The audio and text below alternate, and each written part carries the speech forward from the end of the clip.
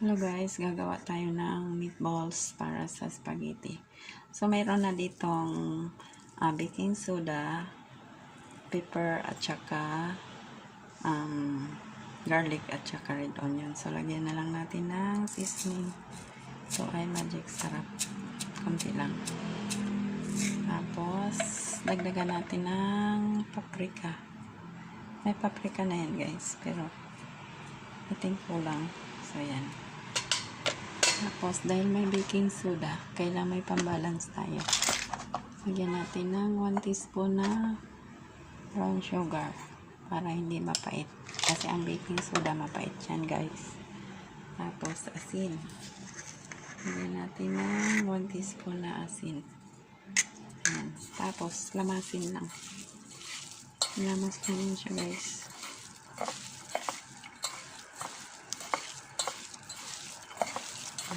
Lamasin para ma-distribute ang baking soda at malambot ang karne. Yan ang technique sa malambot na meatballs, baking soda. Hindi natin sure ang karning baka kung bata pa o may edad na. So, maglagay na tayo. Meron na akong kunting mantika dyan guys. Ayan. Hindi kang equally distributed. Ayan. Pero okay lang yan dahil may taba naman tong karning baka natin. So, i-form mo lang siyang bola-bola na ganyan guys. Tapos ilagay mo siya dyan.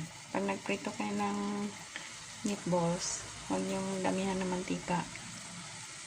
Kasi ang mangyayari dyan, liliit yung meatballs nyo. Tapos hilaw ang loob. Tapos maging crispy ang labas, hilaw ang loob. So dapat kunti lang mantika.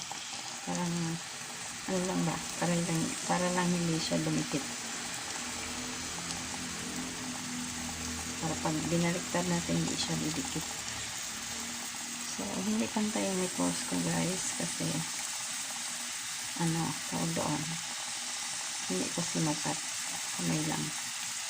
So, okay lang yan. Dahil kami lang kakain. Pero syempre, pag may bisita kayo guys, kailangan pantay-pantay ang laki ng meatballs. Diba may party? Dapat pare-pareho ng laki ng meatballs. Para hindi mapuna. So, dahil kami lang naman ang kakain, na natin sukatin. Kasi dagdag hugasan din yung mga measuring cups naman. Okay. So, yan lang. Ilang piraso lang yan. Ito lang ito. 3, 4, 5, 6, 7, 8, 9. 9 lang siya. So, i-brown ko lang siya guys. Tapos mamaya gagawa na tayo ng sauce para sa spaghetti. Thank you so much for watching guys. I love you all. Sana mag-subscribe kayo.